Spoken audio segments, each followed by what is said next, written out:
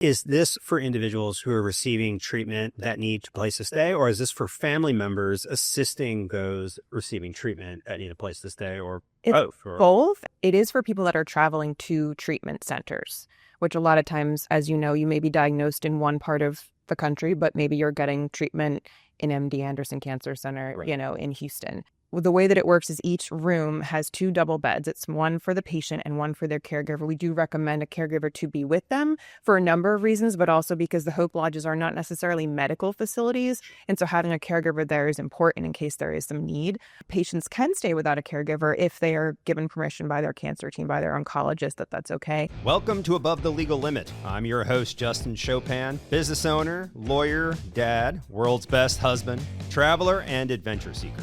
On this podcast, we mix business with pleasure. We'll dive into growth strategies, entrepreneurial adventures, the business of law, and prove that business isn't boring. So let's get ready because we are going above the legal limit. Hey, welcome to another episode of Above the Legal Limit. Super excited about my guest here today, Lori Watts with the American Cancer Society and Phil Lorio of the Chopin Law Firm, your favorite. Thank you so much for coming on the show. I appreciate it. Thank you for having me. I appreciate it. Yeah, so I'm really excited you guys are here. This is Above the Legal Limit, the Feel Good series. I used to think when I was young, I didn't really know anybody affected by cancer. And then like 10 years of just watching family, loved ones, leave us from cancer. And I venture to say now, and maybe it's no different, I'm just more aware of it, more attuned to the loss, but I venture to say now, everybody has been affected by cancer in one way or another. Yeah, a lot of times what we say is it's not a matter of if, it's when. And for me, it was a young age. I mean, that's why I got involved with the American Cancer Society, is because my family has a history of cancer. And so when I moved to New Orleans, I volunteered for the organization as a way to get to know people and also give back to a charity that I felt passionate about. And so a lot of times when people come to the organization through an event, like Cure by Design as an honoree, like Phil, or even somebody volunteering at our Hope Lodge, everyone has like a why. They have a connection, typically. Right. Rarely do we meet people that don't have any connection, but sometimes they do, or they don't. They're just there to learn. They're like, I don't know much about cancer, but I'm here to learn more. They want to have awareness, and they want to help create awareness in the community. Those are often those types of people. Well, so I've lost people and, loved ones, cousins, 2 aunts, and Phil, you're involved in Cure by Design. You've lost your mother. Mm-hmm. So it is an organization worth investing in, even for the most selfish reasons. I'm often, I always think back of like, is it like Bernoulli's principle? Or no, that's wrong. That's my old physics days. Pascal's wager, right? So it's like the whole concept is even if you don't believe in God, it's best to like pray, mm-hmm. right? On the off chance you're wrong, mm-hmm. right? So even if you're not sure that you should be supporting this cause, you should be, because it's not a matter of, if you get cancer, it is probably a matter of when. And we all know actually, we all live to be older. And if you live old enough, if you are so blessed that you are going to have a long life, it is going to be an issue, or you'd be remarkable otherwise. So let's talk about Cure by Design, because I know like our firm's involved through Phil Lorio. Phil, you're like the... Yeah. So what happened with me was, I had not been involved with the American Cancer Society very much at all. I mean, truly. And last year, of course, like Justin mentioned, I lost my mom to cancer in 2020. It has now affected my dad. In fact, he's had a very different. Forgot about. Yeah, he's had a very different experience with being diagnosed and treated. We think he's on the mend, and he's about to have a PET scan, which we are hoping and praying that confirms that. My mom, on the other hand, had pancreatic cancer as well as breast cancer. It was with us for 5 years after a diagnosis, and so I'm so grateful to her medical providers giving her those 5 years. Especially at that time, too. Totally. 2020. Absolutely. That was on tough. 2020. Right. It was July when she passed of that year. So, with that said, in fact, Neil and Rena Jolly invited my wife and I to the gala last year, Cure by Design.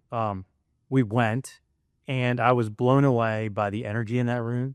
I was blown away by everybody rallying around this cause, and you heard the stories on stage. I mean, people would get up on stage and just be so vulnerable, talk about, we talk about cancer patients, but as we all know, those are mothers, those are fathers, they're grandparents, their sons, daughters.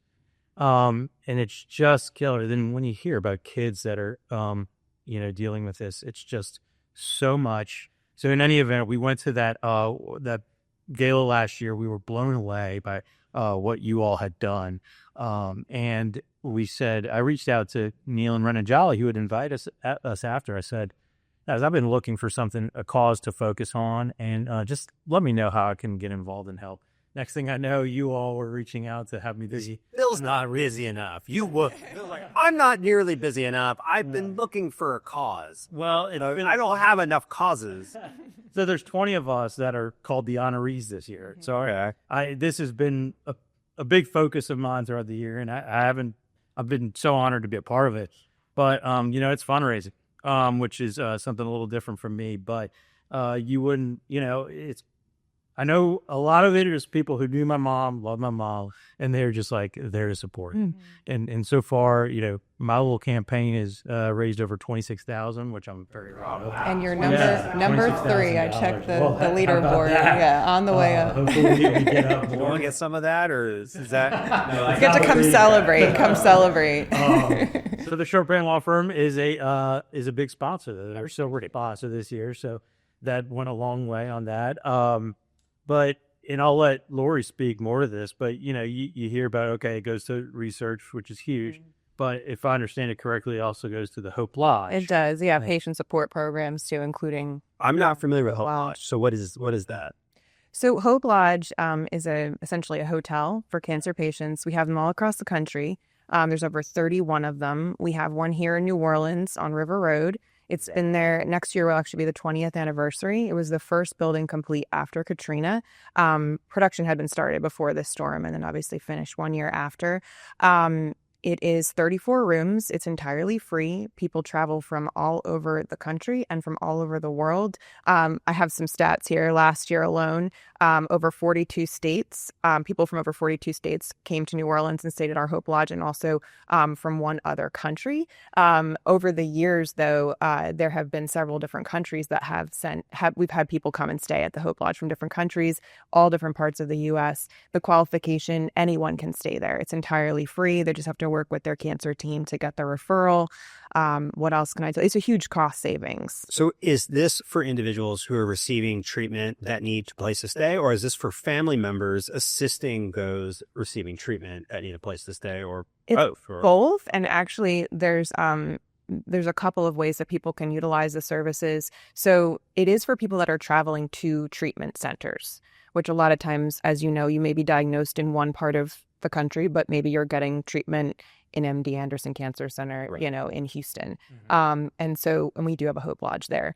And so the way that it works is each room has 2 double beds. It's one for the patient and one for their caregiver. We do recommend a caregiver to be with them for a number of reasons, but also because the Hope Lodges are not necessarily medical facilities. And so having a caregiver there is important in case there is some need. And obviously we can call for medical help if anybody needed something. But so that is recommended. And each room has 2 double beds. Patients can stay without a caregiver if they are given permission by their cancer team, by their oncologist, that's okay. And then in some cases, like at our Hope Lodge, we do special accommodations for certain scenarios where someone may be receiving treatment at a facility and stays at the facility, and they don't necessarily need to physically stay at the Hope Lodge, but their loved one is traveling with them and needs a place to stay. And so that loved one, that caregiver, can stay at the Hope Lodge, regardless of the fact that the patient may not be physically at the Hope Lodge with them. I see. Yep. So, when my aunt got cancer and eventually she passed away, my mom would fly with her to MD Anderson, monthly, right? So every treatment. And then they were very fortunate, that they could stay, at a hotel nearby MD Anderson, but not everybody has that ability, Nope. right? Yeah. And so I could see where this is a huge benefit to those. Cancer doesn't discriminate. It doesn't affect socioeconomic classes. or types of individuals. It affects everybody. And so some people can stay in a hotel and some people can't, or maybe don't know where to stay. So I don't know how 20 years has passed and I've never heard of it. So sorry. Look, I'm like the perfect host because you can be like, oh, you're actually an idiot. So we can educate you on the American Cancer Society. Well, I was in that boat before getting involved this year, and they encourage all the honorees to go and tour it. And so, of course, I did. And I was blown away. I guess in my mind, I was picturing one thing. I mean, this is a beautiful, very nice, like hotel quality stay. And I think it really hits home when you consider this. Like I mentioned, I had two parents who dealt with treatment. Thank God and goodness they live in town, miles away from where they were getting their care. I cannot imagine if on top of everything you're dealing with as a patient, having to travel, right, and having not accommodations to stay. This provides all of that. I'm going to put the firm on the spot because I've been talking about it and I got to do it, but I would love to get members of the firm to go to the Hope Live. Oh, okay, sure. Dinner. I was like, all right, let's hear it. Put me on the spot. We could edit all of this, by the way. Gee, I really put me too much on the spot. All I got to do every now and then, I'll say something really inflammatory, and then I'll go, wait, no, you can't put that on the podcast. You got to take that off. This seems okay. Yeah. Right. So anyway, getting members of the firm who are interested, maybe during the holidays or whenever, to go over there. We've got, I've got little kids. Justin's got little kids that I think would enjoy going over there, seeing the patients, seeing the families, and doing something great for that community. No, absolutely. We'd love to do it. I'd love to help. Certainly, we love trying to teach our kids. Our kids are so privileged that they cannot fathom, that there's another world where somebody is suffering, right? So I sometimes try to teach my kids that, and they're like looking at me like I'm crazy. It's like, but seeing things firsthand changes that. If people are suffering, I'm like, yeah, you little jerk, So well, and the thing about this is, we work with a lot of different charities, and one of the ones we work with focuses on the family, and it's not a competitor of yours. Everyone's helping everyone. But I had him on my podcast. It was Angel's Place, and so one of the things that Mark from Angel's Place had said to me that really resonated was there are a lot of programs designed to help people suffering from illness. He says, but there are not a lot of programs designed to help families who still have to carry on with their lives, with loved ones suffering from an illness. And it never really clicked when he said that. I was like, oh my God, you're right. I mean, I've got two kids, right? One's got, oh man, I don't know. One's got like choir, and then I got to pick her up and I got to take her to her acrobatics class. And the other one, he's got chess, and I got to pick him up to take him to karate, and then they all got this, and then they got homework. If I had, and also I had to do like all of this, right? And my wife's a lawyer, so she's busy. So if I had to navigate that world with a sick loved one, what an enormous burden. And so it's oftentimes we forget, like we certainly were very aware of the burden of the ill patient, right? It's very, it's visually, we're aware of it, right? And that they look sick, and you feel for that person. Often we forget the people around them, support. Yeah, the caregivers. Those people were, they're there and they're working their tail off, and so be able to just have one less thing to have to worry about. Like, I stay in a hotel for a week. We know after hurricanes, my wife and I, we were just this is not off topic, I swear. We were just like, okay, it's hurricane season, okay. And she's from Indiana. So I was like, listen, it's been 5 years since we've had, 20 years since the big one, 4 years since the little one. It's worth having the conversation. What's our plan going to be this time? Because I tell you, the plan we had last time, like that ain't going to fly this time. That ain't happening. So I was like, what's our plan going to be? And she's looking at me like I'm nuts. I was like, well, let's at least just have an idea. She said, well, we'll go stay in a hotel. I said, okay. I've been doing this a long time. I was like, we could stay in a hotel, but what about other people? I was like, they're not going to stay in a hotel for 2 weeks. Right. When you're trying to bankrupt us? Yeah. Right. I was like, we could do it for a night. I was like, but any plan we come up with, that should be a 2-week plan. Staying in a hotel, I don't care who you are, I mean, Elon Musk is like, what? Doesn't he live in like a but he's living like a shipping container or something out in Texas. Doesn't matter how rich you are, a hotel for a week or 2 weeks, or having to do it every single month over month. Add on to that medical expense right? Or already dealing with. Yeah. Cancer care you can't even pay for to begin with. Yeah. Right. And so, so I had to kind of bring her back down. That's like, it's a great plan. Stay at the club level at the Ritz for 2 weeks, but how about let's sharpen our pencil a little bit. Let's come up with a better plan. But, this is just an example of where, needing a place to stay. A hotel is not always a viable option. And the average patient that's traveling for treatment needs to stay in a facility for at least 10 nights. The average price of a hotel in New Orleans is $240 per night on average. Yeah. There are some people that stay for several weeks. There are some that stay for several months. There are some that come back repeatedly. And by the way, Hope Lodge is just one of our patient services. What we are known for is cancer research. We are 112 years old. That's how the organization got started. Hope Lodge got started 30 years ago. A service that somebody wanted to provide to patients. They saw a need. There are other patient service programs that we do provide as well. We have transportation grants. So lodging is one, which is Hope Lodge. Where there is not a Hope Lodge, we have partnership with Extended Stay America, and we can provide hotel vouchers for cancer patients. Gotcha. All that is through their cancer team, by the way. And so they're always working with an American Cancer Society representative to get access to these programs and to these grants. So hospital partners can apply for grants from the American Cancer Society, such as lodging and also transportation. This is another one that a lot of people don't realize. You were saying earlier you feel lucky maybe the family had treatment locally. Right. There are some people that can't get a loved one to get off of work to drive them to and from treatment. That person is not physically able to drive themselves to and from treatment. Right. So there's a volunteer program that we operate called Road to Recovery. That's national.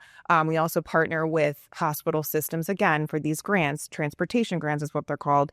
And hospitals can apply for them through their local American Cancer Society, and they can get granted however much they feel like they're going to need for a year to then allocate to patients to use in the form of gas cards, bus passes, and also Lyft vouchers.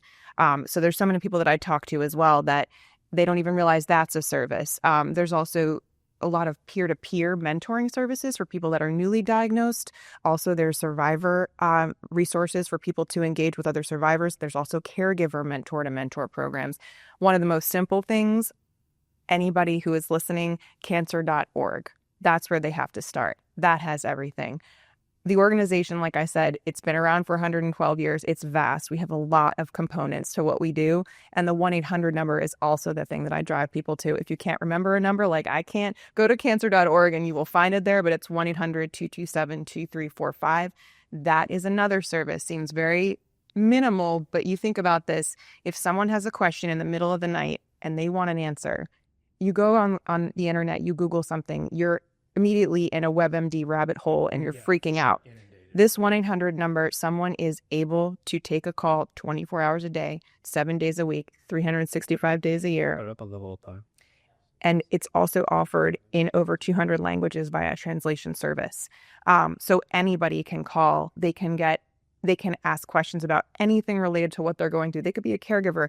They could be a child of someone who's facing cancer. They can call that number. Someone will answer their questions. That individual on the line is a cancer information specialist.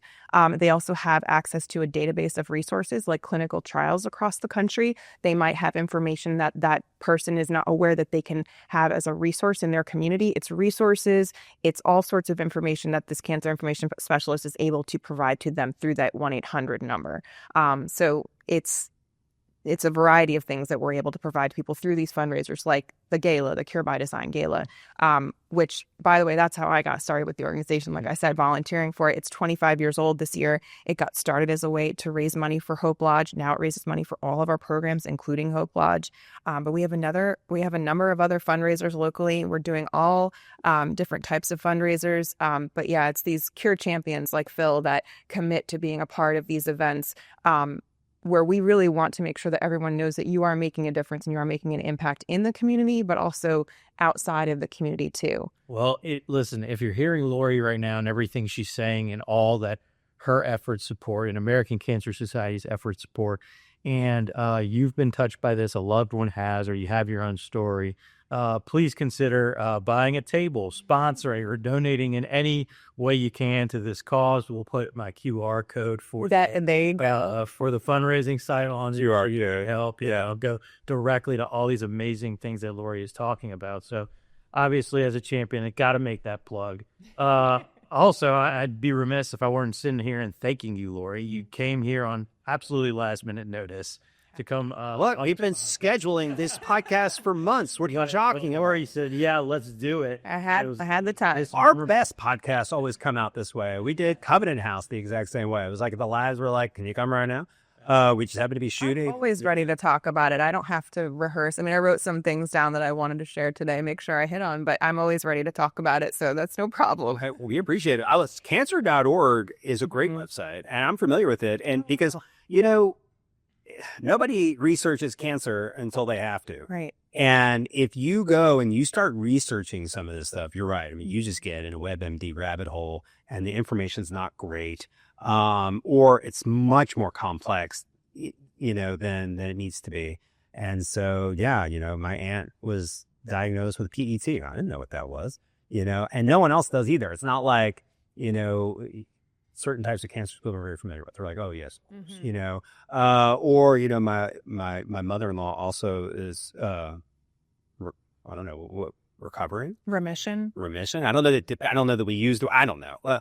I don't know. Don't be offended if I say the wrong thing, if you're listening, but I don't know all the right words, but, from lymphoma. Right. And so suddenly, my wife and I are researching lymphoma, and we, she was the one who's like, well, no, you can't look at that. You have to go to cancer.org because these other websites, they're totally nuts. But cancer.org had a way of being like, okay, this is really what screening guidelines. You want to. Yeah. Screening guidelines are on cancer.org for any question and that's the other thing too. Like you're talking about, you and your wife are on high alert or looking into things looking into screenings that you might need to be doing or being aware of based on your family history. Everyone needs to be their own cancer advocate. Yes, you might go to the doctor on a regular basis and they're recommending different types of cancer screenings for you.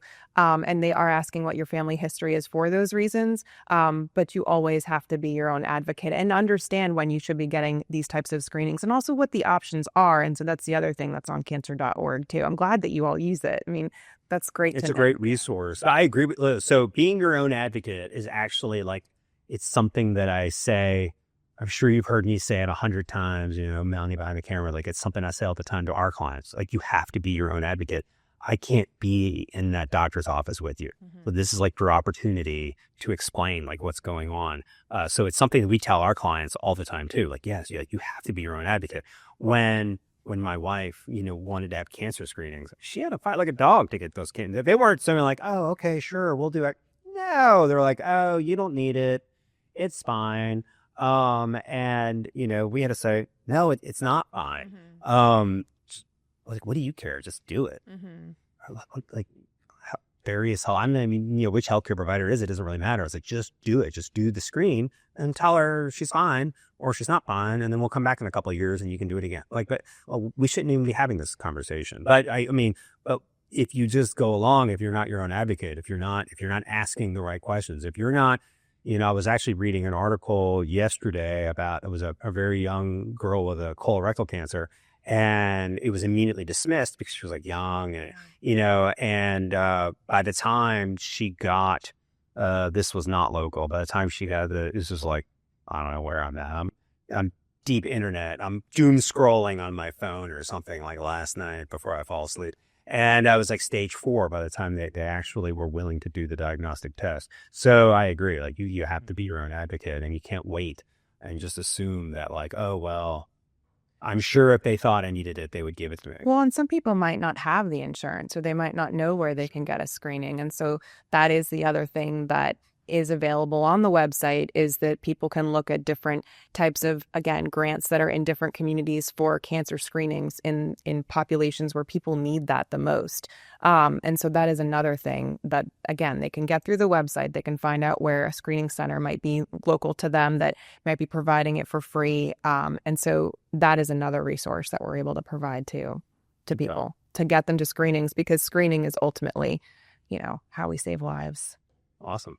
All right. Well, hey, Lori, thank you so much for coming onto the show. We really appreciate it. The American Cancer Society does so much for us, obviously. I mean, locally, things I didn't even know about, as well as on a national scale. And so I would love to talk about the research, but it's going to be way over my head. So We have over 4 million grants in the state of Louisiana right now. grants. Just in Louisiana. We have them all over the country. I did not know that. But so cancer.org, 1-800-227-2345. Look at that. I'm a lawyer. I memorize phone numbers, right? But we're going to put it up on the screen. And then also Cure by Design. And so if you want to get involved, if you want to help out, start there. Start at a gala, right? Yeah. Start with have a drink and a handshake. And that's this conversation. NOLAcurebydesign.org. NOLAcurebydesign.org. And it's September 27th Yes. at Mardi Gras World, September 27th, that evening. So remember that, put it on your calendar. And if you're so inclined to give or join with a table, you can find my fundraising page on the Cure by Design. Drop Phil's name, and he's not going to take it. I know you think he is, but he's not. He's not going to steal your money. The Cancer Society won't let him do that. I get to just say my things about how I raise some money. There you go. Come toward the Hope Lodge. You'll see the value. So we're all going to come to the Hope Lodge, and we'll figure out a way to get some of the people here to come by and help. That would be great. Because, one of the things I've learned over the years in the way that we give back to our community is not to be selfish in the way we do it. And so I find all of the employees here, all of our team members, they also like to give back to the community. Mm-hmm. So if we're going to do it, I want to figure out a way so that we can involve them and not be selfish with our service. And so thank you so much. Thank you. Appreciate it. Thank you for joining me today on Above the Legal Limit. If you enjoyed the show and you want to hear more about business and law, hit that subscribe button. If you didn't like the show, keep it to yourself. Remember, there's no limit to what we can achieve. We will see you next week. Until then, even though we're above the legal limit, let's drive safely. Cheers, everyone.